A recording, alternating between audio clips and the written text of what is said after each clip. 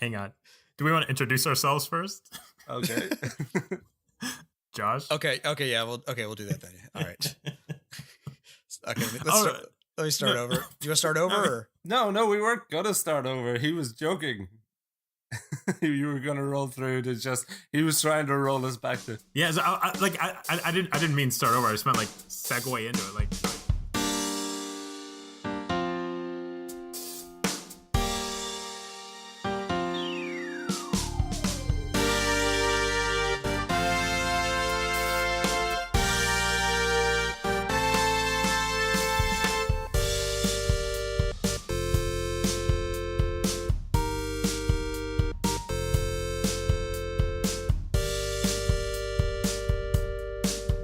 Hey everyone, and welcome to episode 2 of Rather Be Playing, the podcast where we talk about how much we'd rather be playing games than hosting a baby shower. Okay. I'm Josh. I'm Elliot. And I'm Stevo. And I'm wondering what, Elliot? Yeah. Do you want to explain?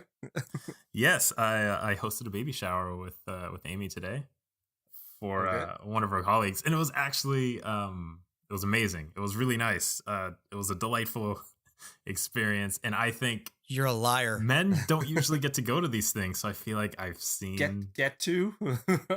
It's like I've never been allowed to go to one. Privileged enough to go to so I've been through the void and I've seen the other side, and there's a lot So what you're saying is you had nothing better to do. You had literally nothing better to do. Oh no, I could have played games. I would rather have been. I know. That's literally the point of this podcast. However, if I have to do something while not playing games, I hope I have more baby showers where I'm not the guest. What happened to this baby shower was like, when I think of baby showers, I imagine the like bride's friends giving her gifts and stuff. Now, full disclosure, I have been to a baby shower. Oh man, so you and I know. In fairness, mental. It was a very close friend of mine, Irish Darren. Him and his wife had a baby shower when their first was due, and it was just at the bar that we regularly go to, and it was just like it was basically just grabbing pints. You know, yeah. it was just a Saturday afternoon, is what I'm trying to say. But you were actually hosting the thing, so I assume it was a little different. Yeah. It was at our house, and so it was her entire work department wanted to throw this, and we ended up hosting it. And yeah, there was a lot of cake, sweets, food, booze. It was a good time. And well, at least there's that. I mean, if baby showers involve a lot of that, then okay, fine, I'm in. Yeah, you can't go wrong when there's cake. That's my motto. I can dig it. That's what. Etch it on. Okay, well.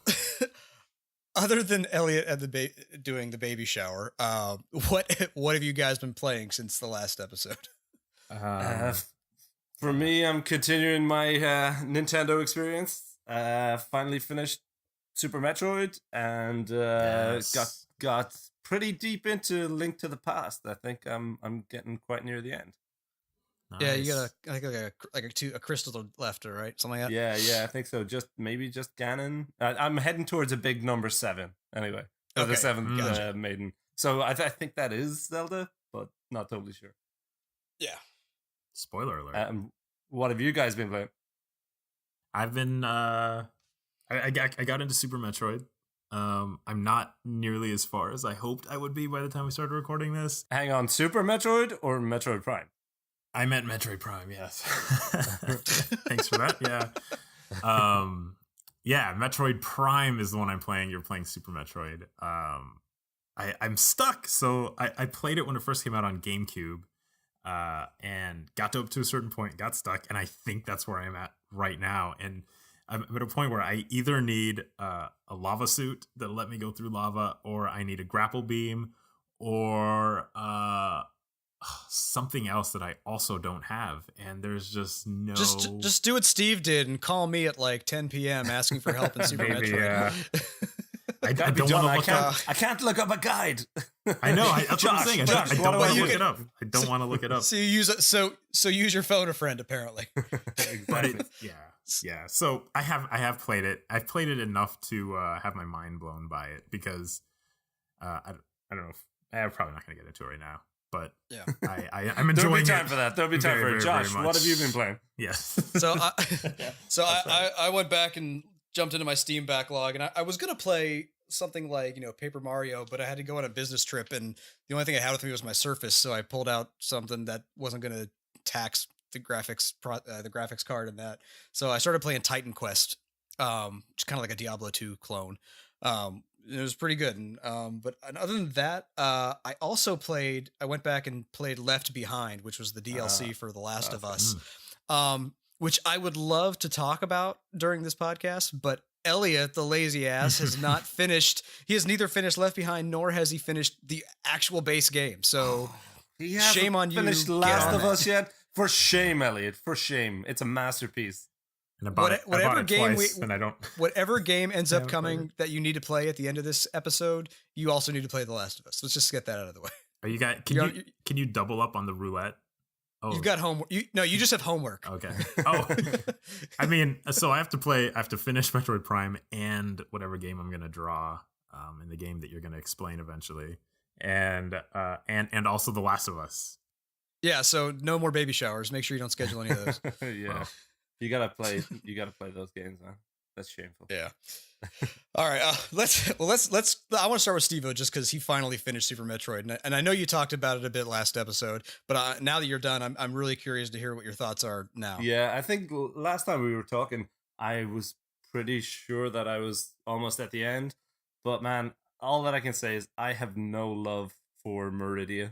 Meridia is a certain area of the map that I kept thinking I was through, and I just kept getting lost. And there was times I just had no idea where I was going. Like, you remember, I literally did have to call you up twice, going, where am I meant to go? I've tried everywhere. I have dropped super bombs or, in every single room of this place, and there's nowhere to go. And of course, there was one little room that I hadn't thought of it, and that was, well, I guess, is this a spoiler? Should I not mention? Just play the game. It's the game came out in the 90s. It's fine. Yeah, it should be good. It's like a little tube between two of the different areas of the map. I told you to blow that up. I know, but that was the one thing that I didn't realize. That's why I wasn't able to get into the rest of the map. Yeah, I'm glad I finally made it through, but there was a couple of... Me too. I can get some sleep now. there was a couple of tricky bosses in between times there as well, but the game just kept ramping up, They add to that arsenal of skills and weapons, and it was really satisfying. I was pretty proud of myself by the end. There was one of the bosses is like Dragon or something, or am that's the Meridia boss. Yeah, he caused me a couple of problems for a little bit, but I didn't work out. Fun fact, there's actually multiple ways to beat that guy. Yeah. So one of the things you can also do is, if you know how he can pick you up. Yeah. And so while you're being picked up, you can use the grapple beam to electrocute yourself and Dragon using the side wall. Yeah, I feel like things. I could have done with knowing that, because the tactic that I was using was basically when he was coming out from the side, I would slide down, I would duck down and shoot at him, and then he would disappear off again, and I would roll underneath him as he did his attacks. But yeah, it took me a few tries at it, but I was pretty happy I got through it. And then of course the final boss was a little tough as well, and the plot twist, if you like, being that the Metroid, which I assume is so again, not having played the previous game in the series, and only seeing the intro to Super Metroid, where it mentions that a baby Metroid basically followed her through part of the world and stuff.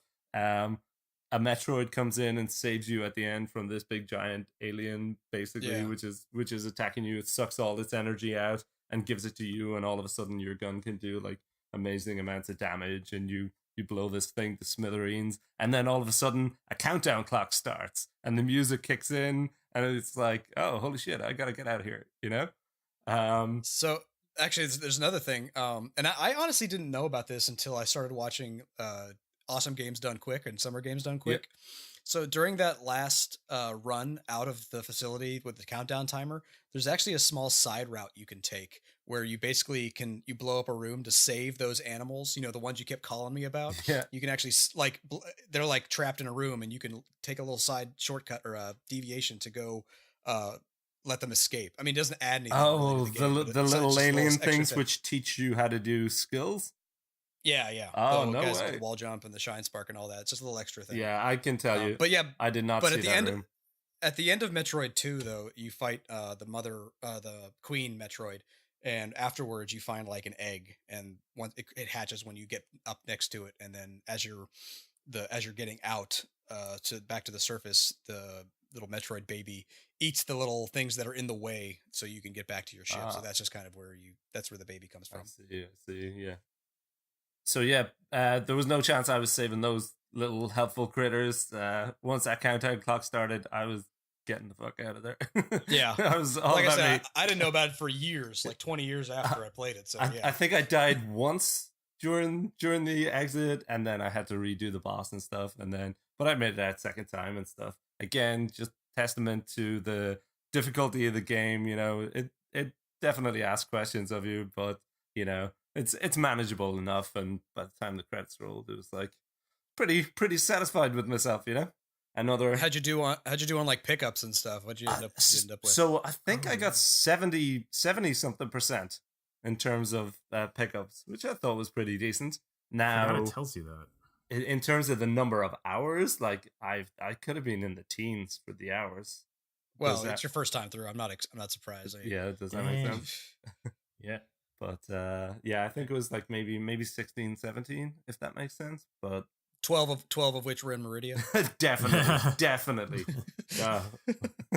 But yeah, really, really solid game. Definitely would look forward to if and when the SNES Classic comes out. SNES Classic. Sorry, guys. Comes out. I would expect Super Metroid to be on there, and I'd be looking forward to replaying it again at some point. You know.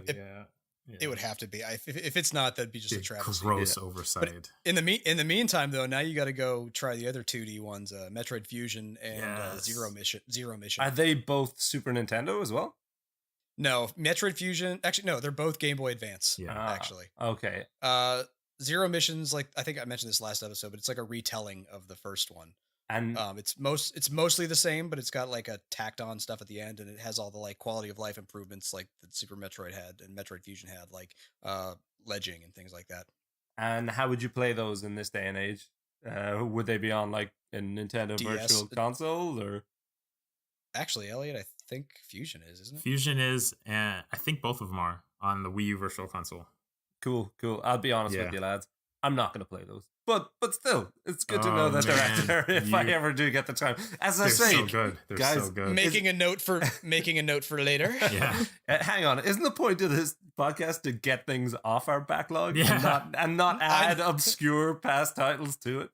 We should do a different podcast where we fix your backlog, and put the right games on it, and take the wrong ones off. Hey, they'd rather be playing and the should be playing. Yes, should be playing. Yes. Well, come on, I'm doing my part here.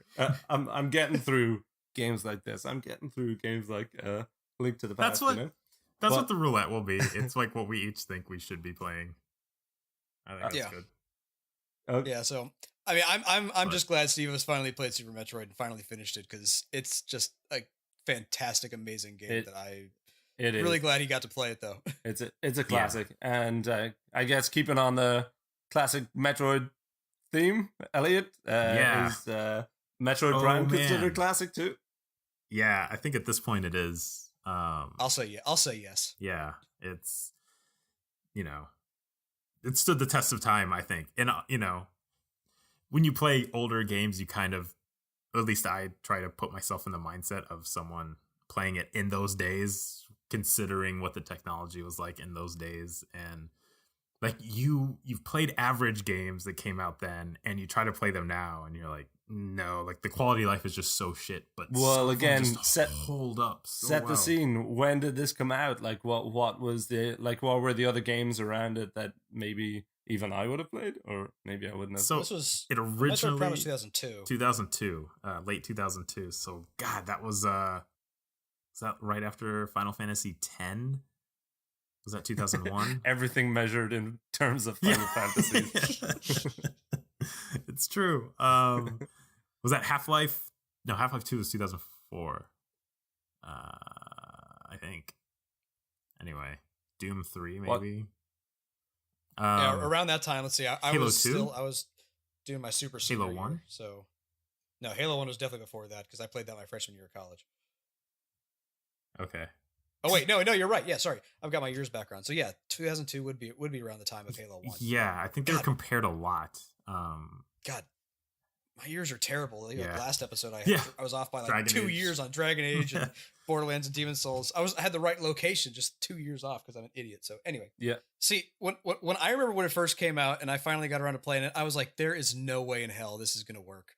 Like, because I was incredibly doubtful about it, and once I finally got around to playing it, because I didn't have it, I had to borrow a GameCube from like I think it was my roommate's cousin who left us his GameCube for a while, and I finally played it, and it took some getting used to. Like the original like 10 minutes when you're kind of figuring out the controls on the frigate. After that though, like once I got down to the planet, it finally clicked, and by the time I was good, an hour into it, I was like, okay, no, this works. This is awesome. I got it now. We're good. Let's go. Yeah, so we've had a few first person games since then, and the standard has become left stick is forward and back and strafe, and right stick is camera. And Metroid Prime doesn't follow that. So the first time I played remind me, this was on GameCube, so this did it have two analogs? Yeah, it did have two analogs. It was It did. Kind of. It did. It was a stick. Like Okay. Other games use it for cameras, but Metroid Prime, it was forward, back on the left stick, and then turn left and right, and not strafe. That's old school. And then nothing on the right stick. So you had to. No, the right stick changes your weapon, doesn't it? I don't. I only have the one weapon so far. So. Oh. Actually, I'm pretty sure you use the C stick to change your weapon.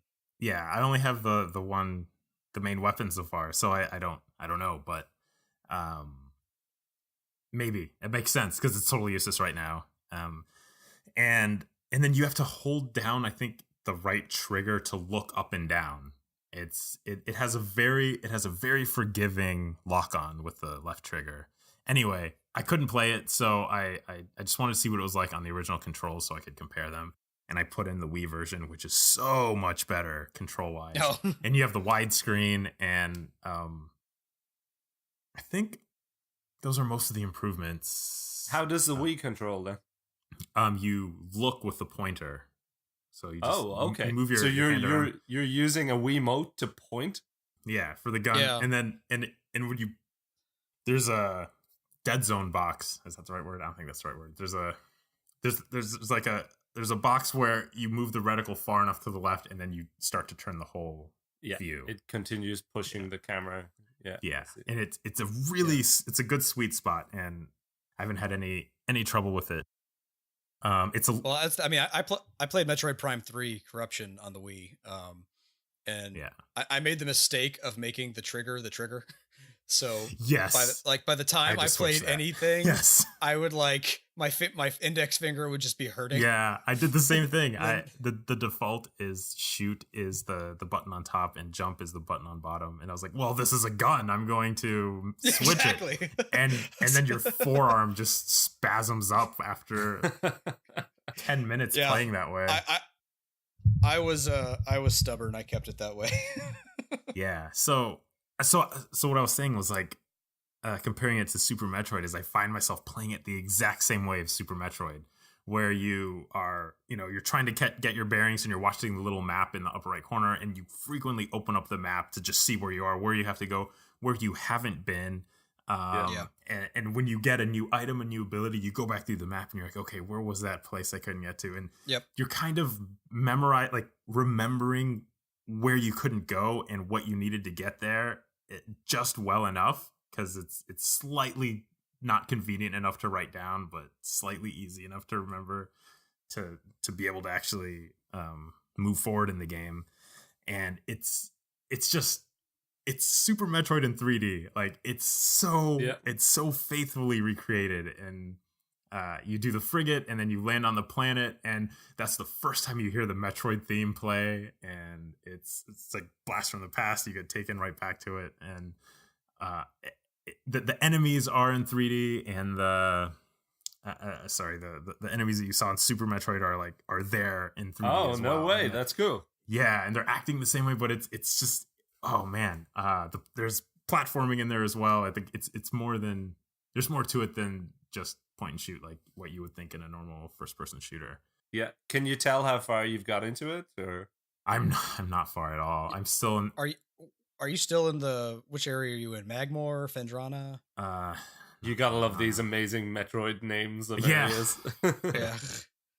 No, I'm in. Well, the nice thing about the Magmore Caverns area is that it plays the Norfair music. Oh yeah. Oh man. Yeah. So I've been to Magmore, but I can't get too far because it's too hot. So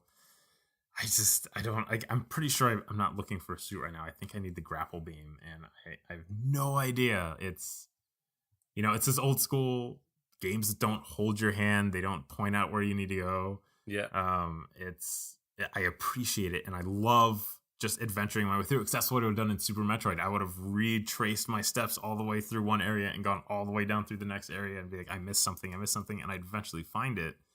And that's. I thought Metroid Prime had, like, the part of your map that you need to go to will be highlighted. Yeah, so there'll be like, there was a disturbance in this area, and it'll like zoom out and zoom in. And there's been a couple of those pop up, but I just don't know how to get to them. I don't know how to get anywhere else. Like I've been through every corner of what's accessible to me with my abilities, and you sound like an old person playing this game, Elliot. Young Elliot would have got through this. Like. I know. Well, no, clearly not. This is my third try since high school, so no, this game is for no Elliots.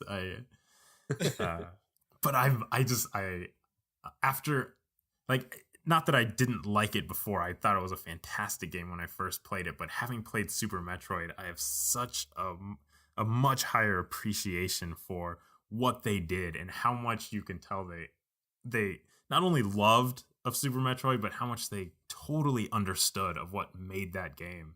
Yeah. It's a Nintendo way. They do it with all their franchises.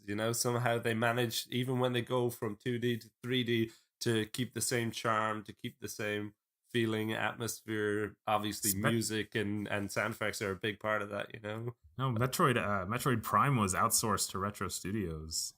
It wasn't made by Nintendo? No, I mean, it was like produced by Nintendo, and there's people overseeing it, but it was developed by Retro. Wow. Yeah. Okay. They did all 3 Metroid Primes and Donkey Kong. Then the Donkey Kong revivals. Who did Other M? That was Ninja. Not Platinum. Team Ninja. Studios. Team Ninja. Yeah. I always get Team Ninja and Ninja Theory. Ninja Theory is the Sony second party, right? That's Horizon. Yeah. So Team Ninja.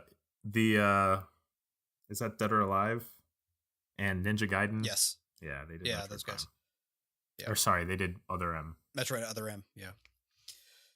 Well, again, you can call me if you need help. It's been a while since I've played Metroid Prime, but I could probably figure it out. Besides, you haven't made it to Fendrana yet, which has the best music in the game. I hear it. I hear that a lot, and I saw the name mentioned.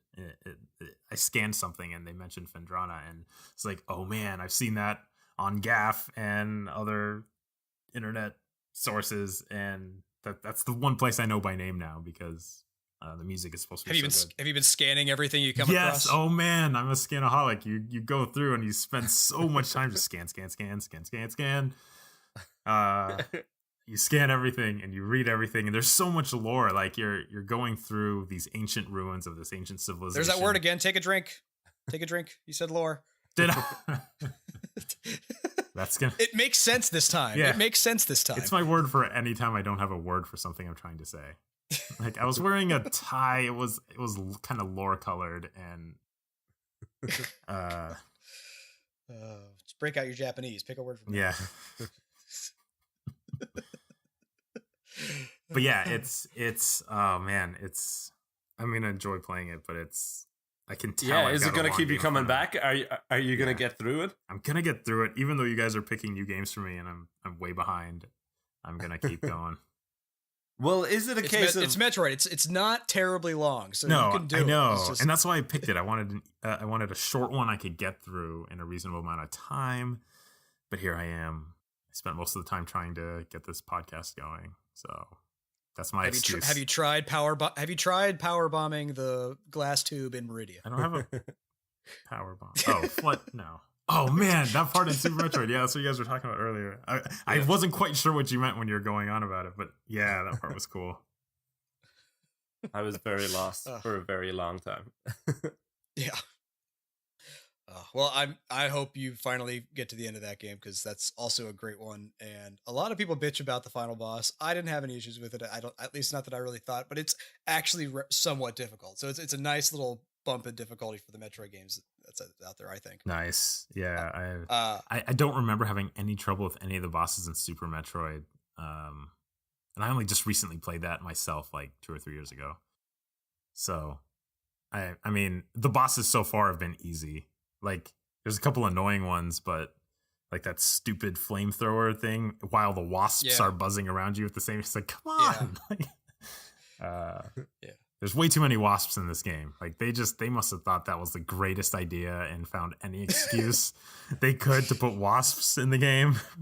Morrowind cliff racers. I don't know that reference. Yeah, that's lost on me too. I left it long, but it was more. Oh my god. That one I will recommend it, but not personally, because it will take you about 100 hours to finish. So eventually you should play it. It's the best Elder Scrolls game out there. But anyway, better than Skyrim. Yes, I think so. I mean, it's debatable to some people, but I think so. So do you think Elliot's going to need a walkthrough to get through this? Do you think walkthroughs are allowed? This is kind of a question I've had, because I would say if it's a point where it's hampering your enjoyment to this point where you're just stuck for hours or days or whatever on end, then fine. I'm not going to judge you too much, but I will, whatever. As long as you're having fun. I mean, I know we're putting this little restriction on us to play through our backlog, but I don't think we should, be miserable doing it. Yeah. Well, because it's kind of something that has like, if you don't mind me moving it super into Link to the Past here, like Link to the Past is such an expansive game. There's so much going on, and there's so many different weapons and tools you can use in it, and different bosses can be very tough without certain weapons. That at times I felt like, oh, should I check a walkthrough? Should I look at a walkthrough? Maybe there's something I'm missing. Maybe there's an item that I need to get through this bit that I'm just, that I'm stuck on, that I just don't know about this item. And well, I know. I mean, you said. I mean, we were talking earlier before we recorded. You're almost. You've got one crystal left, and I just told you how to get the red shield and the boomerang. Yeah, but it kind of makes you think. Like, I'm sure when you were playing this, did you play Link to the Past when it came out? Did both of you play it? And were your other friends playing it at the same time when you were playing it? Like, did you ask your friends questions? Did you ask them, oh man, I'm stuck on this place, or where do I go after this? Or was it easy, or were you just spending so many hours at it? Because I don't find that. I mean, I played it. I had a guide. I bought the strategy guide with my game. Oh, did you? That's how I knew. I didn't have the guide. I did play it because I had the card for it at one point. I wonder if I still have the card, actually. I'm not sure. What's a card? What's the card? Cartridge, the cart. Oh. The game itself. Card. Maybe, whatever. I played it back during the Super Nintendo era, like when I had my I still have my Super Nintendo, actually. Yeah, but that's how I played it. I mean, I didn't have a guide. I just remember I just kind of like, I don't know, explored everything as much as possible. I mean, there are so many things that I came across by total chance. Yeah. I mean, the nice thing about Link to the Past, at least from what I recall, is that a lot of the stuff is in game explained to you. Like, you go to a random cave where there's nothing in there except a dude, and all the guy tells you is, hey, I heard about this fairy that lives behind a waterfall. That doesn't tell you anything about which waterfall or anything, but okay, now I know whenever I find a waterfall, I'm going to be looking at it or trying to get into it or something. And, Yeah. I mean, there is one at one point. Yeah. And my problem with that would have been that, like, I have basically played Link to the Past over maybe 3 Saturday afternoons, maybe 4. It tends to be, I'll give it like 4 or 5 hours in an afternoon, a Saturday or Sunday, some weekend.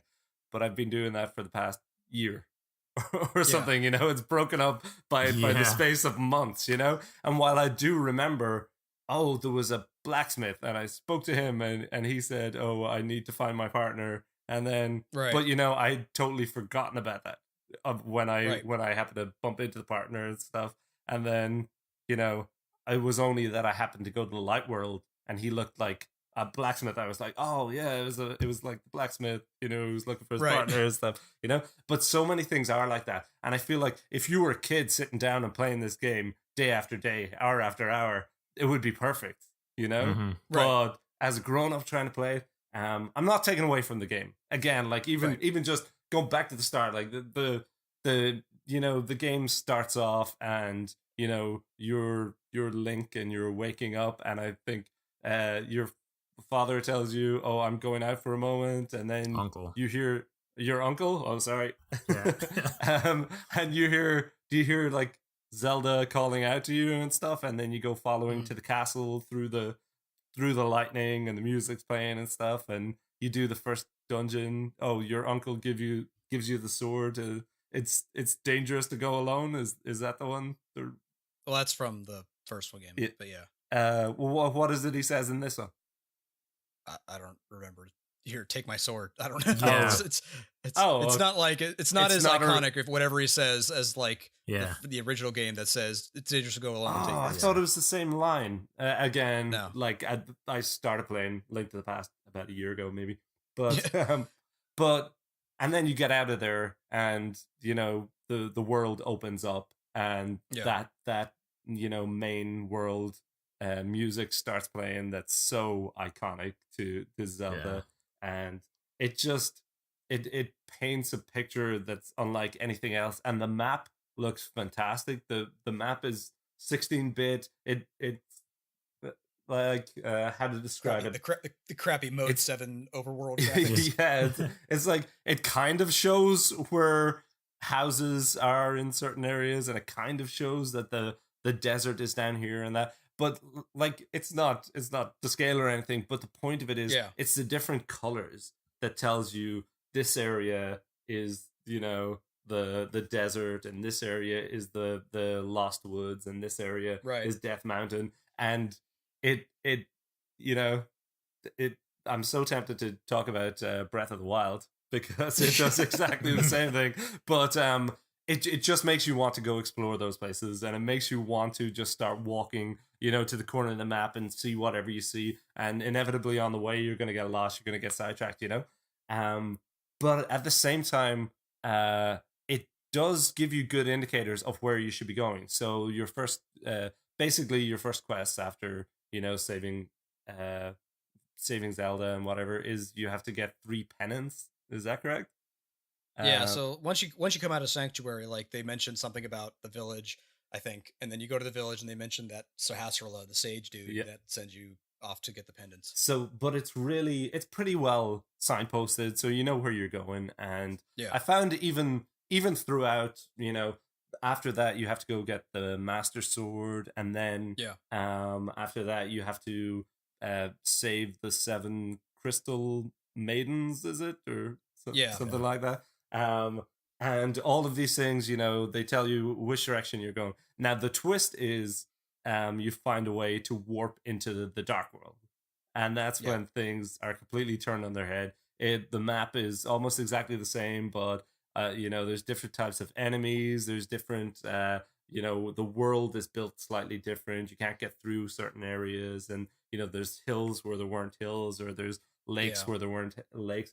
But it's so fantastically built, and again, to think that this game came out 25 years ago, something like that. Does that make sense? Yeah, the 1994, 3 94. I think it was 94. Wow. and it's. But again, don't trust me on the years. Here. Oh, I will not trust you on the year. Actually, looking up, I was wrong. It is 1991. 1991. So my 25 years was closer. 92 in America. So there. Oh my god! So I'll take it bang on. 25 years, isn't that? And yet, it is still so playable. Like the combat is kind of fun and kind of quirky. Like you can walk basically in up, down, left, right, and then diagonally as well. But you can only attack up, down, left, right, and it's kind of strange. But it's you do enough fun. You do like a 45-degree angle of a swing or 90-degree angle of a swing, so you can still hit the corners. Yeah. Occasionally, and actually to beat some enemies, that's the easiest way to do it too. Yeah. So and the variation in the bosses could all the time they're testing you. There was one that I got totally stuck on. Blind, I think his name was, and at that point he was just handing my ass to me over and over again. At that point, he's probably one of the harder ones. Yeah, in the game, he was annoying. So at that point, I was like, okay, there's clearly something that I'm not doing right here. So I looked it up, and basically it was like, oh, use the Cane of Berna or use the Magic Cape, and I'm like, I don't have either of those things. What are those things? And then. So looking into each of those, and they were saying, oh, and use this to get in here and do this. And I'm like, but I don't have those things either. And then I thought, okay, I'll open my inventory. And all of a sudden, like thinking that I had been doing well and getting this far, and my inventory is basically empty. So all of the optional weapons and stuff, I haven't picked up so many of them. So after that, I started actually exploring the place more, not just heading straight to the icon, but I had picked up the flippers, so going to all the different areas that had water and trying to search the different regions of them, and and this goes back to what I was talking about last time with the whole, it's like Metroid. Oh, I got a new item, I got a new skill, better backtrack and see what stuff I missed. Elliot, by the way, do you think of any reason I'm wrong yet? No. I haven't racked my brain too hard about it yet, but I think it holds up. Like the concept of it, what's the term for it? Where you just you have a progression. Yeah, I mean progression works. Lore is it lore? But it's like boxing, like lore. It's definitely lore. Yeah. So, but the nice thing about it though is like you don't need those items are optional. Mm-hmm. I mean, pretty much I think 3 of the bottles are optional. The cape is optional. The blue staff is optional. I mean, the cape is required if you want the blue staff. The Cane of Berna, I guess, is the one. Yeah, I think I have both of those now. Both of the canes. But like you don't, unless you're going for everything, like all the hearts and stuff. Okay, then you need the optional stuff. Yeah. But I mean, just to beat the game, I don't think you need those extra things. Yeah, and yet they might make it easier, but I don't think they're required. Yeah, and yet it kind of made me, I spent so many hours playing Breath of the Wild. That game, I just allowed it to take me away, and like, if I wasn't doing anything in an evening, I would sit down and play it for a couple of hours, and I put in a lot of time to that game. And I kind of wish I had the same time to do with Link to the Past and, finding all the items. And yeah, for some reason, I can't make myself, make that investment. I'm just trying to knock it off the backlog as opposed to allowing myself to just experience it in the way that I did Breath of the Wild, So, I mean, Zelda's got, I mean, the nice thing that I liked about, and this is kind of goes back to all Zelda games and all like Metroid type games is when I finally did get around to like finding everything. I mean, for instance, there was a heart container up on the Dark World Death Mountain that took me forever to figure out how to get to. Man. I mean, I finally did, but it's like really out of the way. You see it like up on this floating island. There's no way that you can like see to get there. And I think it involves like jumping down to a ledge that you can't see. And you fall down like 2 screens to get to this ledge. Yeah. And you're like, oh, this is how I get there. Gosh, so, I mean, there's a whole bunch. Yeah. There's just a bunch of those things in there, which if you're not using a guide, you just kind of like are running around just doing everything you can possibly think of and, hoping you don't die. Yeah. The Which race, I like. I like it. the ones where they make you race or like complete an obstacle course in a certain amount of time were the ones that drove me crazy. Well, like never... there's like the shovel game too. Like, oh, the I had shovel no idea game. there's a piece of heart in the shovel game. Yeah. But I got it on like my second try. I was like, I'm just getting rupees. There's got to be something here. And then finally I was like, oh, piece of heart. Okay, God, awesome, cool, let's go. Yeah, I feel like I could spend hours and hours at it, you know. But again, because it signposts what you're meant to be doing and where you're meant to be going, I've found that I've been getting through it pretty well. Like, as I say, I played, I got the first 3 pendants, and I played the first, maybe the first couple of maiden dungeons. I did those maybe a year ago, and I've been playing more recently, a couple of hours on a Saturday or a Sunday, just like this month and then last month maybe, you know.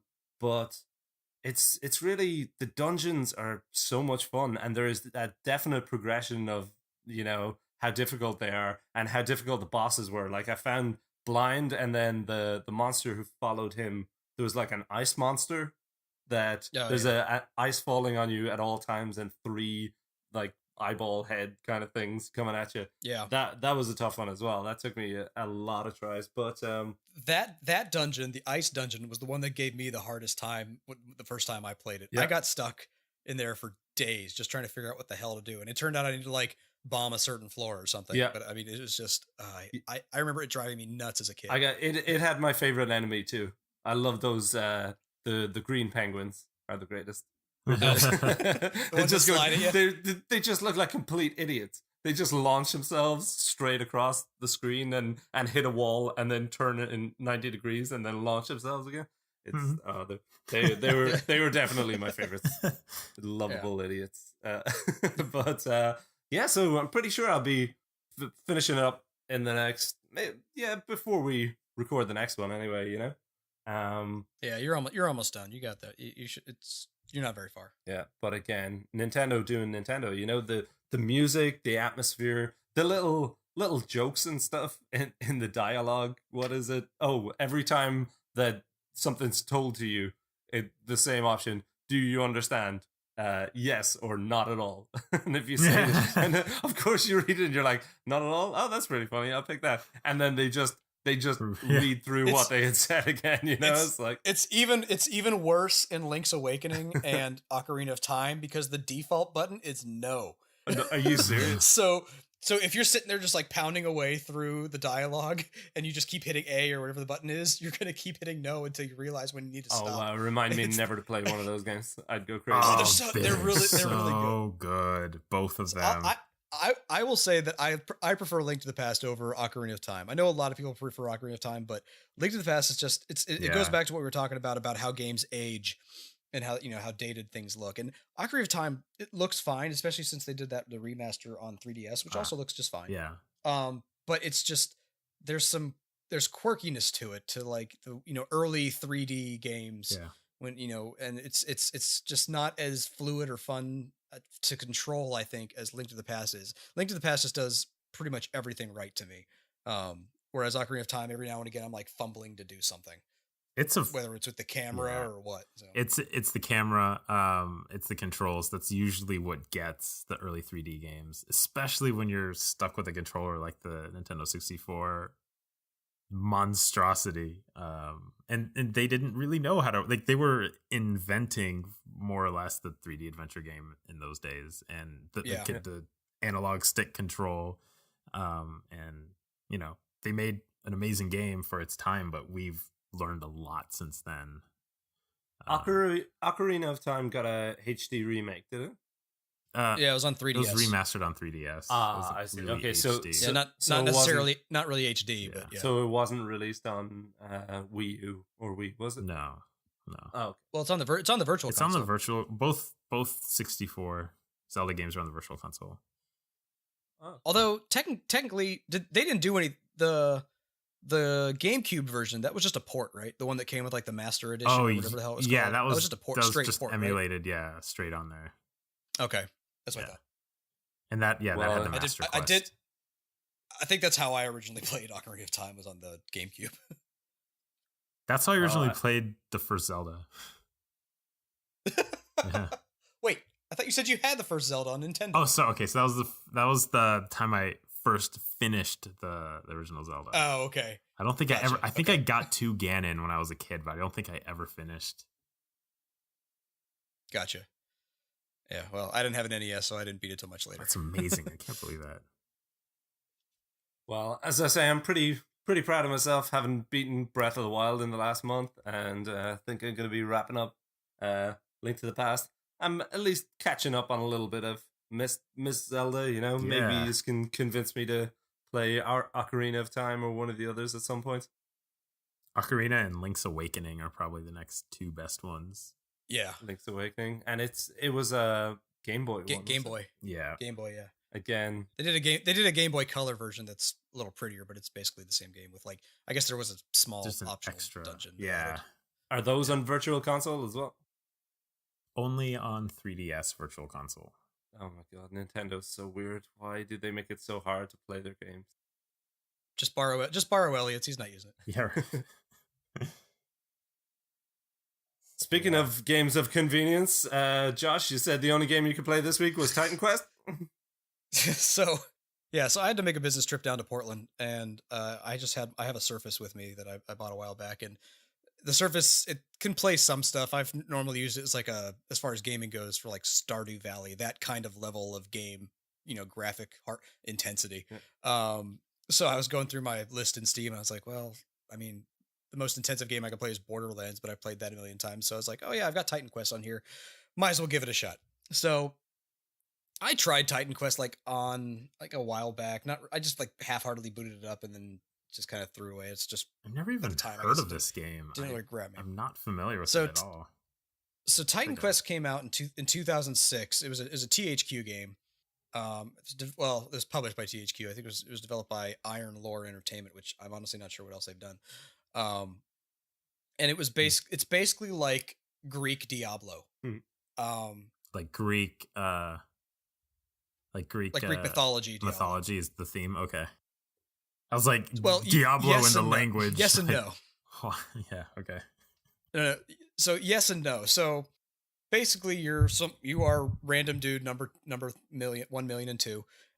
You start out in like a village, and you find out eventually as you progress that like the Titans, from Greek lore, from Greek what color Greek is mythology. The Titans from Greek mythology were imprisoned, a long time ago, and then they finally, there were some lesser known Titans that they came up with called Telkines, which I honestly don't know if that's an actual thing in Greek lore. Yeah, they exist, but I haven't really done the research on them. But anyway, and so you're tasked with going through the levels or the dungeons in the overworld to find these Telkines, and then eventually you fight a Titan at the end, and that's the end of the base game. So I started playing the original, and then I realized I had the anniversary edition on Steam, which was basically, think of it like a Game of the Year edition. It was a little prettier, and it had the Immortal Throne DLC or expansion pack. Did you own the original on Steam as well? Yeah, I did. I had like Titan Gold, which I think was also like a mixture of the two, but the anniversary edition added some stuff like an extra class and a bunch of items and things like that. So, where it differs from Diablo 2, let me start off with what's the same about it. It is basically Diablo 2. It's it's a point and click hectic game. You just run around, clicking on enemies, using whatever skills you have queued up, and you get random loot. You go find bosses, and a lot of the loot you get it's randomly generated. So you've got magic items, legendary items, set items, all have a bunch of different properties. Depending on what class you pick, you might be strength based, intelligence based, or dexterity based.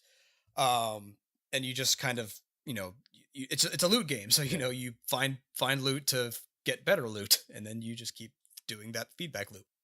So I just did the first difficulty level, and it does it like Diablo, where once you've beaten it on normal, you can move on to the next difficulty, keeping your character, enemies drop better stuff, and you just keep getting better and better. So is there much of a story to talk about? You were saying basically the Titans have got free and you have to kill them, and that's it? Yeah, and I mean, to be fair, Diablo's story is not all that fantastic either. Yeah, true. It's enough to like keep the plot going and keep you progressing throughout the game. But yeah, Titan's Quest story didn't really grab me either. It was just, again, I say Greek Diablo, but you also travel to China and you also travel to Egypt, which is it's weird. Like the first act is Greece, the second act is Egypt, and the third act is China, and then the fourth act, which was the expansion pack, is in Hades. So you go back to fight Hades. So it's kind of all over the place. But if you like Diablo, you'll like Titan Quest. That's the thing. It emulates it pretty well. It came out in 2006. Diablo 2 came out in 2000. It looks better than Diablo 2. I will at least give it that. It's a very pretty game. And especially once you get to China, when you start seeing like forests and things like that, it actually looks pretty good. Yeah. Especially for when it came out, like from your top-down isometric viewpoint, it looks good. It does a lot of the other same things. Like in Diablo 2, you could socket your armor with runes and gems. In this game, you're adding stuff that are monster charms and tablets. But it's just Diablo. Again, it's the one thing they do that I like that's better is just Diablo. I mean, I get that's it's not meant to be an insult. It's a good game. If you like Diablo, you'll probably like Titan Quest.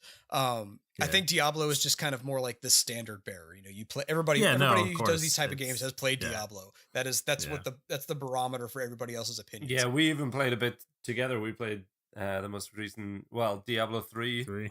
Yeah, you did 3. You played 3. Yeah. But I played a ton of Diablo 2 back in college. And so it was I don't know. I always looked at Titan Quest as some sort of like half-assed Diablo clone, and I was just like, well, whatever. You know, it's not Diablo, so screw it. But now that I finally picked it up and started playing it, I was like, okay, I was wrong. This is actually a decent game. It's literally Diablo, just in a different setting. Yeah. But like I was saying, there's the one thing that's largely different is, so in Diablo 2, you know, you pick a class and you are that class for the rest of the game. In Titan Quest, there are 8 different classes. Technically, the DLC adds one more, so 9. And at level 2, you pick your first class. At level 8, you pick your second class. So technically, there's 9 times 8 divided by 2. So there's 36 different combinations of classes you can have in the game. So there's variations on mages. I went with a archer / rogue. So I had like a hunter that was shooting poison at all times. So there's different things, different combinations you could do. And that's kind of nice. It adds a lot of replay value because you could do a whole slew of different things rather than just in Diablo 2. So yeah, the big difference that kind of comes in with those different classes, though, is I feel, and this might just be because I played a more physical-oriented class and I haven't really gone into the mages, was that there were only a few basic skills that I was doing. There was a lot of passive stuff in the skill tree. And it's similar to Diablo 2, except you can put points into skills, but you also need to put points in the mastery so that you can access the higher level skills in that class. The other nice thing though is that you can respec at any time. Well, that is like good. It costs some money, but you can go back and say, like, I'm at the end of the game. Screw it. I feel like I want to play a dream mage now instead of a hunter, and you can go back and respec. I mean, you'll need gear that helps you out, but you just stop and rebuild the whole character. Yep, pretty much, and that's one of the nice things that I really liked about it. I didn't really get a chance to play around with it much, but yeah, it's other than the class differences, it's like I said, it's Diablo again. It's if you like point and click and shoot games like that, you'll probably like Titan Quest. I think it's a little less hectic than Diablo 2 was. Like in Diablo 2, I felt like I was kiting a lot, running around trying not to get hit, and you'd have thousands of enemies on screen. It's a little less bit of like a mob that comes after you in the game. So it's a little. I think the combat is a little slower, not as frenetic. Which isn't necessarily bad. It's just kind of like a different pace. Yeah.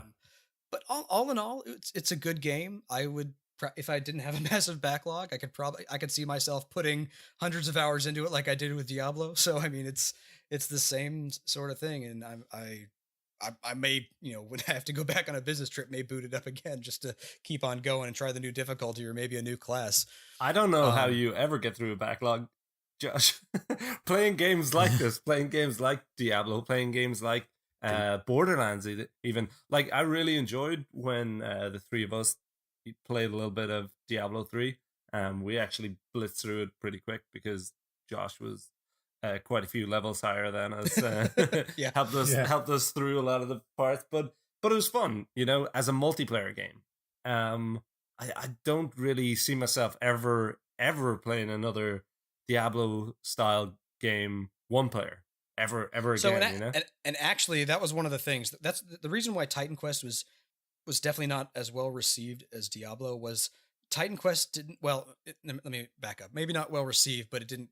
The longevity of it was probably not the same as Diablo because Titan Quest didn't have dedicated servers. Ah, It was all peer to peer. wow. And that means all your data is stored on your client. So you'd be playing with people that have hacked their characters to hell. Yeah. And those would be playing online, and as opposed to like Diablo 2 where your character's stored on a server. Yeah.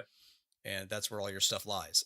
So Right. that's probably what led to it not having as much longevity. But I know some people still play it. It's just not like, I mean, Diablo 2 still has a ton of people playing it. I mean, yeah. Even Borderlands. I love the aesthetic. I enjoyed some of the guns and stuff, and the multiplayer was fun. But I couldn't find myself playing it more than a couple of times. Like I reckon the couple of times that we played it together is maybe the only times I played it, apart from playing. well, the I mean, intro I think a myself. lot of it. I think a lot of it comes down to is there are some times like after I've had a long day or whatever where I don't want to pay. I want to play something, but I don't want to have to pay too much attention. Yeah. So something that's relatively mindless, like a loot game. Yeah. Yeah. It's just nice to sit back and just I'm not caring about the story. I mean, I know there's a somewhat of a progression, but I'm just following the path, shooting everything, going, oh, that weapon's slightly better than the one I've got. Let me put it on. Okay, move on. Yeah. It's just nice to do something mindless every now and again. Yeah, and that Yeah. was good about Diablo 3. Yeah, it was fun that we could just hop on PS4, sit on a sofa and play it, with a controller, which again, fair play to Blizzard. They do it right. The way they Yeah, ported it's- that, how it felt on PS4 was awesome. I can't believe that prefer worked it. as well as it did. I thought it was going to bomb miserably, but I actually Yeah. really like how it plays. But then when I think about Borderlands, I think, God, there's so many other first-person shooters that I would be enjoying more than this. That something about it being in the style of other games, which offer so much more, in terms of story or in terms of atmosphere. I don't want a loot-driven game, a first-person shooter. I could go play a BioShock, or I could go play even a Doom, the most recent Doom, which was just arcade shooting. Just like that would be Yeah. more fun to me than doing a fetch questy game like Borderlands, But see, I mean, I get what you're saying, but I mean, at this point, I mean, so like the first time you play through Borderlands 2 or whatever, okay, fine, that's a little different because it's your first time.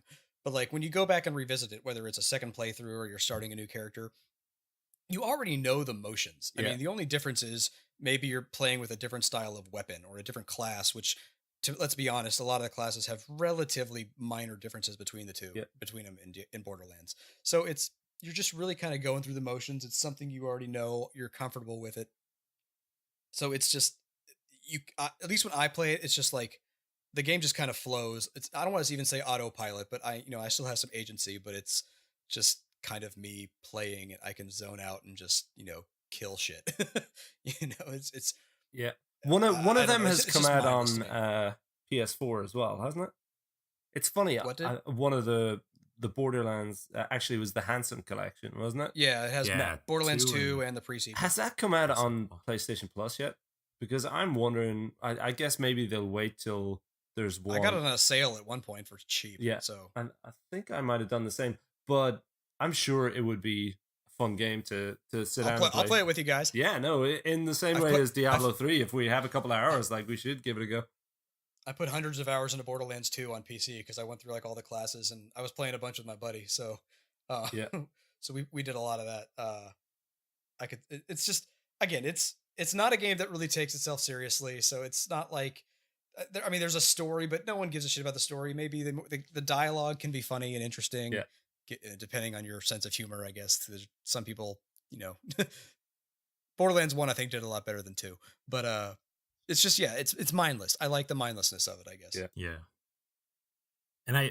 And not that I don't love absolutely Breath of the Wild, or I don't think it's probably one of the best games I've ever played, but there is some of that as well. There's something to be said for when you're just peacefully roaming through the entire world, or you're looking for one thing or another. It does bring a sort of relax. Like I could see myself at the end of a workday coming home and just turning on the game with no objective and checking things out. And it's a different sort of way to do it. You're not it's why I play shooting everything. It's why I play Stardew Valley. I mean, Stardew Valley is it's a farming simulation, but there's a bunch of other stuff to do, like fishing and going into mines and getting and mining and killing enemies there. So it's just totally mindless. So it's not, but it's like you're in a routine. It's you're still cognizant of what you're doing. You're still making choices about how to spend your day, but it's not super difficult, and it's a routine, so you kind of know the motions, and it's just nice to be able to relax and just kind of play. Yeah, and that's Zelda. You could stumble into something that's pretty difficult, or you can run into an enemy that'll just take half your hearts away, and you're like, I wasn't signing up for this. Yeah. but there's so much there that's just peaceful, beautiful exploration. Not to get into Breath of the Wild, but no, please, I don't want to get you guys started, or else we'll be here for another 10 hours. God, I haven't even turned on my Switch. Well, I finished the game, and I probably put another like 15 hours into it since then. Wow. To just like try to get 100%, because you're never getting 100% percentage. You're just take photos of everything. Oh man, so many photos. But then I was like, I couldn't stop. I wanted to keep that routine going. Yeah, I wanted to keep it's very relaxing. Like exploration. I'm 15% done with the content after finishing the game, and after 75 hours, I'm 15%. Yeah. Wow. So I'm like, I want to keep that going. But like, since I started playing Metroid Prime, like I haven't even turned on my Switch. Yep. I haven't even taken it out of the dock. I know. Is that a good thing? Is that a testament to Metroid Prime being awesome, or are you just lazy? It's a testament to Metroid Prime being awesome, and it's a dig on the Switch's lack of library. Months into it. Oh yeah, you haven't bought Mario Kart yet? I did. I bought Mario Kart. Okay, well I'm guessing you're going to be stuck in that once that. Yeah, Mario Kart's amazing, but it's multiplayer. There's no real progression, and that's a great way to unwind, but it could also stress you out and make you want to throw the controller on the ground. But yeah. It's so good with other people. Like anyone, you could play it with anyone. Like I bought it to play with Amy. I bought it when we had friends coming up to visit from DC. We didn't actually get to play it. That was my excuse to buy it. You're one blue shell away from miserable depression. Yeah, I know. But I played the Wii U one for dozens of hours, and the Switch one being almost the same. It feels so good. Like I don't want to say it's a whole new game, but it feels like what the Wii U one should have been. It's just like I had one or two complaints about the Wii U version, and they're wiped totally clean on this one. It's a phenomenal, easily the best Mario Kart there is. Yeah, I'm not buying a Switch though. You guys have to get it, and we'll get capture cards, and someday, maybe if Nintendo gets all their shit together and sorts out Virtual Console completely and gives cross-buy. Once they give cross-buy on all their different systems, once they give me a reason to upgrade from Wii U to Switch, how's about that? Yeah, because as you know, I picked up a Wii U to play Zelda Breath of the Wild. But these games, like between Diablo games and Zelda, because it's just a time sink, and Mario Kart, none of these games are helping get other games off our backlog. No, they're awful. Which kind of what we were hoping this podcast would help us do. And one of the newest ways we came up with was our Backlog Roulette.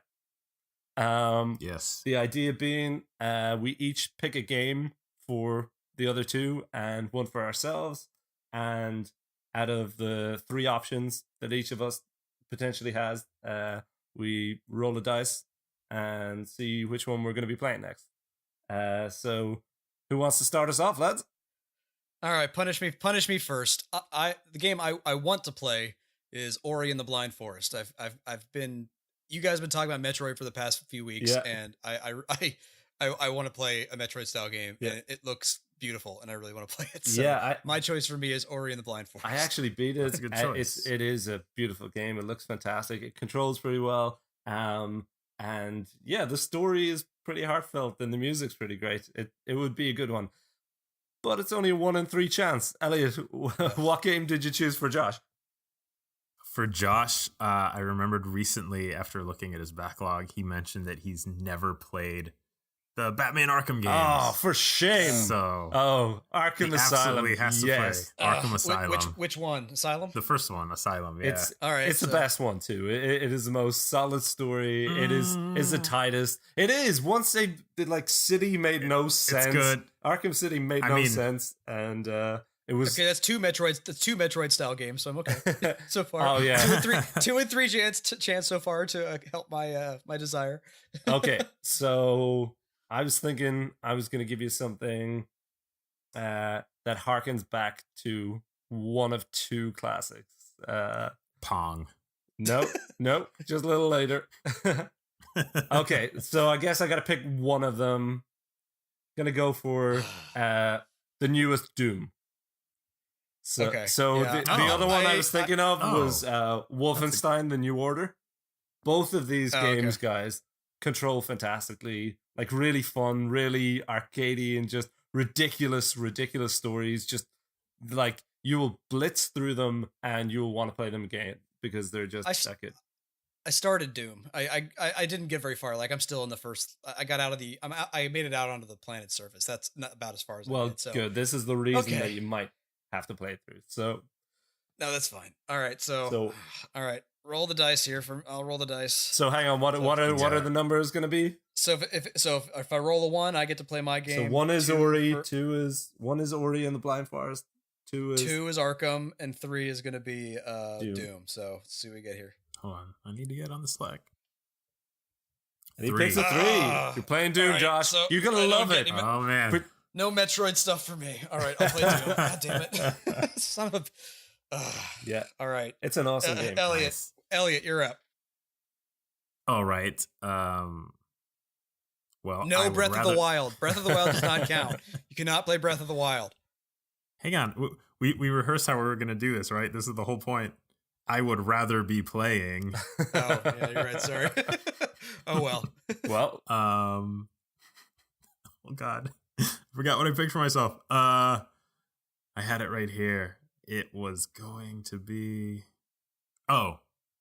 I would rather be playing Ratchet and Clank. Oh. So the Which one? New release on the PS4? No. The original PS2 game, but PS3 HD remaster is what I'm playing. Good choice. Okay. Stevo, what do you got? Actually, Josh, you tell me what have you got? I'm just looking for short, approachable. Yeah. Fucking just do it, Josh. I have to do it. I mean, so in general, it's games I want to play, or I want him to play that are good.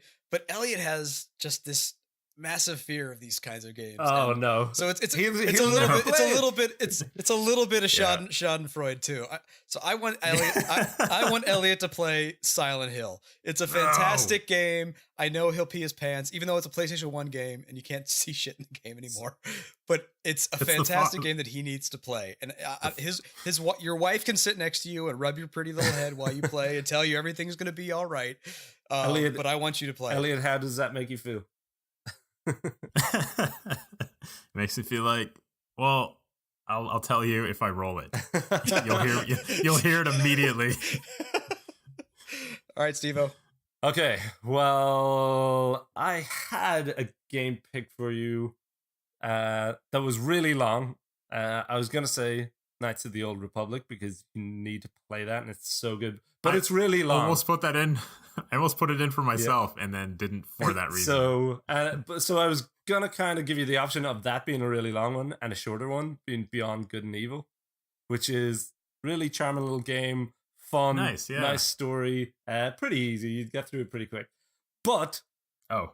We found out, or we remembered today, no. that you had never played The Last of Us. For shame, sir. I'm at For Pittsburgh. shame. I made it to Pittsburgh.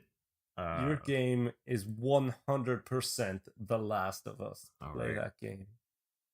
That's okay. good. I need to. So what's your numbers for your roll? That game's a little scary too, though. So for if he rolls a 1, he plays Silent Hill. If he rolls a 2, he gets to play your game, Elliot. What the Ratchet hell and Clank. Ratchet and Clank, yeah. And Stevo, he gets to play The Last of Us. So 3 is The Last of Us. Okay, so I just don't want a 1. I just I got it. I've got it ready right here. All right. Yes. Yes. Damn it. He hit a 3. Okay, Elliot hits a 3. He's playing The Last of Us. Stevo's going to pick everything.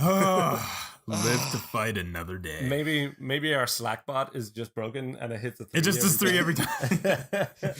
Let's check here. Do a test. Yeah.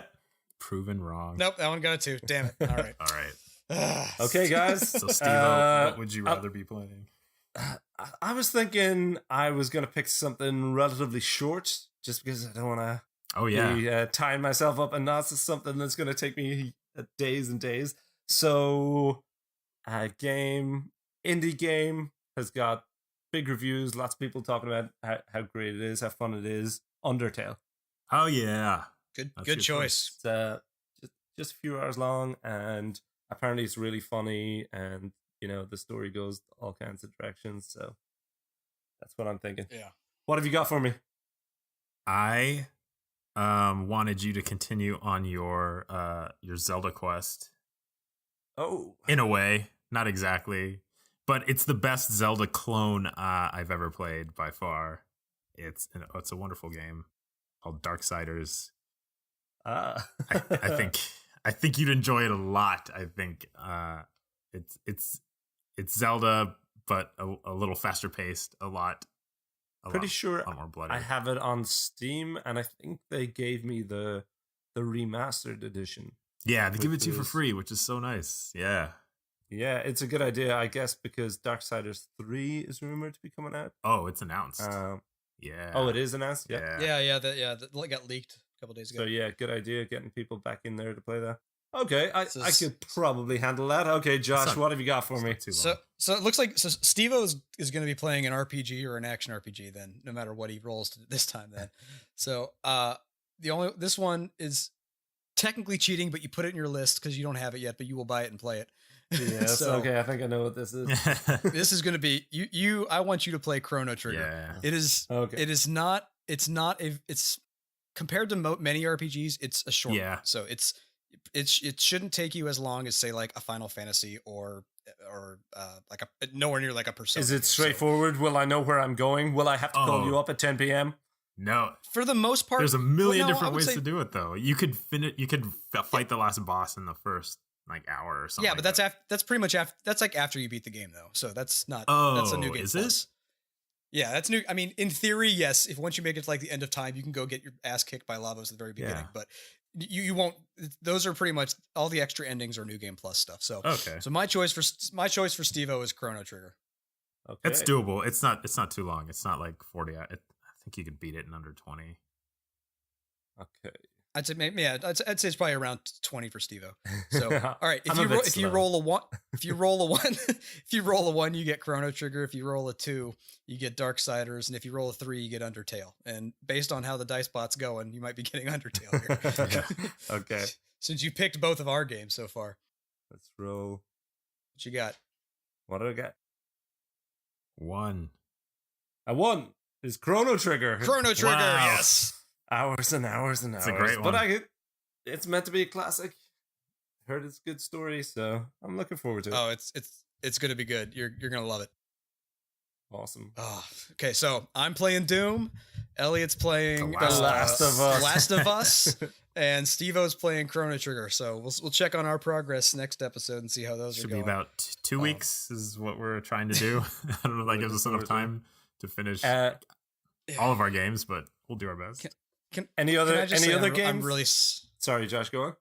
Can I just say I'm really sad that Elliot didn't roll silent? Can I tell you? And to be fair, I'll probably end up playing Ori anyway, just because I want to play it. So, and you play games so much quicker than us. You can probably handle that.